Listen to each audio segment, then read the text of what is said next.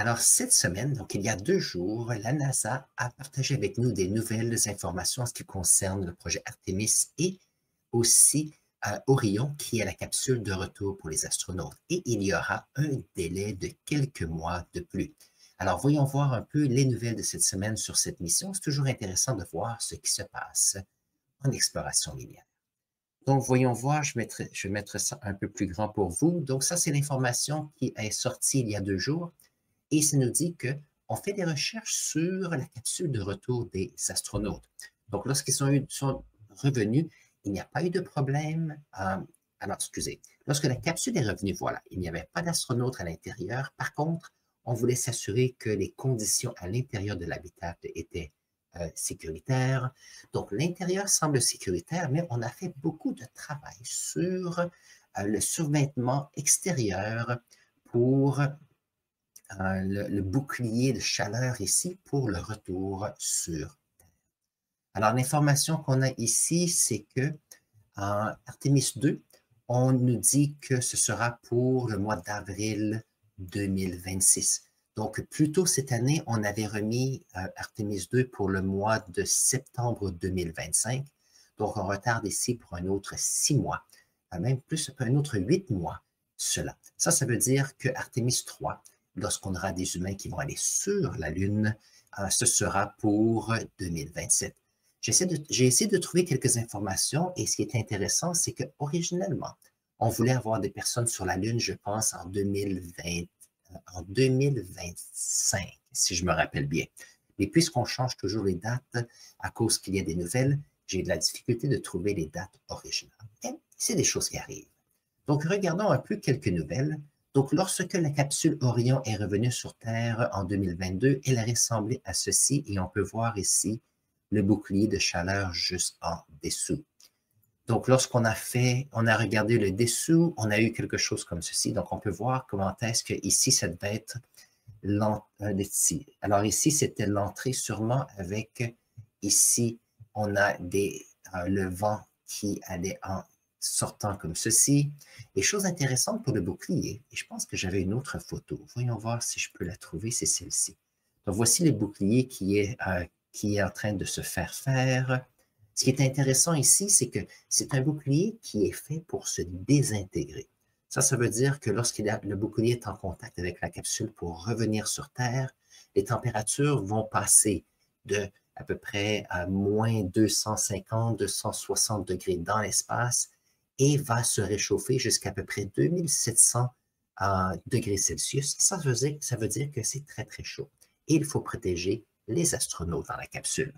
Alors, le but ici, qu'est-ce que c'est? C'est que la chaleur ainsi que la friction ferait qu'il y a une réaction chimique avec le bouclier ici.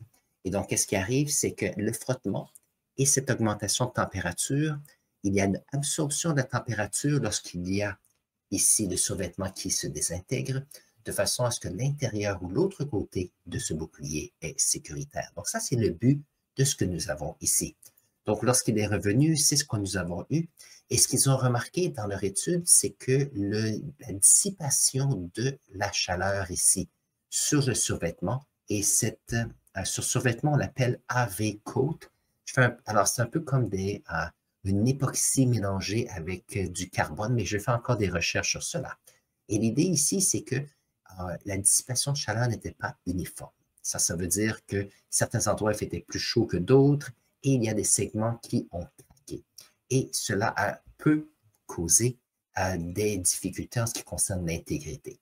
Maintenant, lorsqu'Orion est revenu, l'intérieur était intact, même s'il y a eu des fractures à l'extérieur, on s'est dit qu'il fallait mieux vérifier ce qui se passait.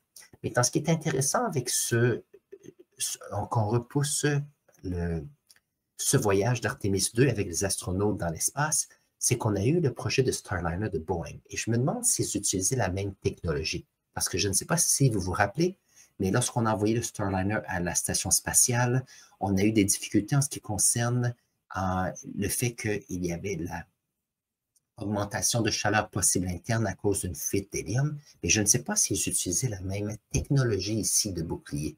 C'est une bonne question, il faudrait aller voir. Maintenant, j'ai appris quelques petites choses intéressantes. Voyons voir. Dans les voyons voir, dans l'émission Apollo, lorsque nous avions les capsules qui revenaient, on peut voir ici, nous sommes ici en pied, donc probablement que si on divise par 3 rapidement, nous sommes ici à, voyons voir, on est ici à peu près à 15 000, un petit peu plus que ça. Oh, ça, c'est en pied. C'est une bonne question. Donc, on est ici en haute altitude, on va dire ça. Et puis, Apollo revenait ici. Il y avait ici un ralentissement très rapide dû à la friction et on se retrouvait avec une chute libre en parachute ici. Donc, on pouvait avoir ici une différence d'à peu près, alors ça ici, 1600 à 2000 km ici en ce qui concerne l'endroit où la capsule pouvait aller. Maintenant, ce qu'on utilise, c'est une nouvelle façon de faire, c'est que lorsque nous allons avoir Orion qui arrive, on va faire une déflexion ici dans l'atmosphère. Et donc, il va y avoir un ralentissement. Oh, voilà, un ralentissement et ça va remonter ici. Donc, il y a 2 façons de le faire. On peut le faire de façon courte ou de façon longue. Et ça veut dire qu'on peut passer 4000 km dans l'atmosphère avant d'atterrir. Et ça, c'est important parce que ça permet de pouvoir contrôler l'atterrissage sur la planète de la capsule. Et ça, c'est important, surtout pour aller la rechercher lorsqu'elle tombe dans l'océan. Donc, la technologie que l'on a maintenant, on ne pouvait pas le faire dans les années 60 parce qu'on n'avait pas tous les satellites et le géopositionnement sur la planète. Mais ça permet de pouvoir avoir des atterrissages qui sont beaucoup plus contrôlés, de façon à ce qu'on puisse toujours avoir un atterrissage à la même place. Dans les années 60, souvent, il fallait avoir plusieurs bateaux dans les océans à certains points clés, et en espérant d'être le plus près possible de la capsule. Donc ça, c'est quelque chose à penser. Donc ça, j'ai trouvé ça, c'était très intéressant. Alors voilà, donc ici, pour avril 2026, on a nos 4 astronautes, incluant Jeremy Hansen, notre astronaute ici canadien, et on a repoussé ici Artemis 3 pour le milieu de 2027. Maintenant, Artemis 3 ici, c'est intéressant parce que ce projet, c'est lorsqu'il y aura au moins deux astronautes qui vont aller sur la Lune pour à peu près une semaine avant de retourner dans l'espace et revenir sur Terre. Donc, on a besoin de faire plusieurs choses. Donc, voilà, pour le milieu de 2027. Et ça, bien sûr, c'est pour se préparer pour la Artemis 4. Est-ce que je l'ai ici? Non, je l'ai justement ici.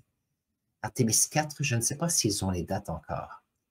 Artemis 4, on n'a pas ici les dates, mais l'idée d'Artemis 4, c'est que nous allons pouvoir avoir un groupe d'astronautes qui seront sur la Lune pour des périodes plus avancées, de façon à ce qu'ils puissent faire des recherches. Mais d'ici ce temps-là, nous allons avoir notre nouvelle station spatiale, Gateway, autour de la Lune. Donc, plein de choses qui doivent se passer avant de pouvoir en arriver là. Donc, ça, c'est intéressant. Et puis, voyons voir, il y avait une autre chose que je voulais vous montrer aujourd'hui. Où est-ce que c'est? Ce n'est pas celui-ci, ce n'est pas celui-ci. Où est-ce? Et voilà, juste parce que je veux le montrer, c'est celui-ci.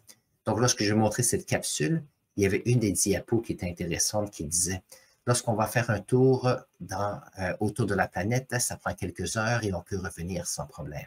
Par contre, si on va sur la Lune, on a besoin de plusieurs journées pour y se rendre et quelques journées pour revenir aussi. Et on se retrouve avec des températures qui sont des changements de plusieurs milliers de degrés Celsius. Et on peut voir ici qu'on passe de 250, disons 400 km à peut-être, je ne sais pas, 350 000 km de distance de la planète. Donc, c'est plus long. Et ça, c'est un peu comme un tremplin pour les voyages sur Mars qu'on veut faire, qui vont prendre jusqu'à 9 mois pour y arriver.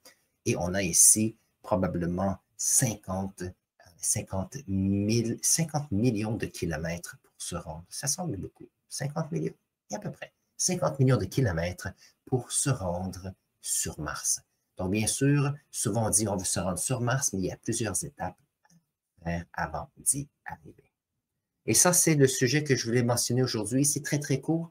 C'est une semaine occupée. S'il y a des questions de clarification, mettez-les dans la section clavardage.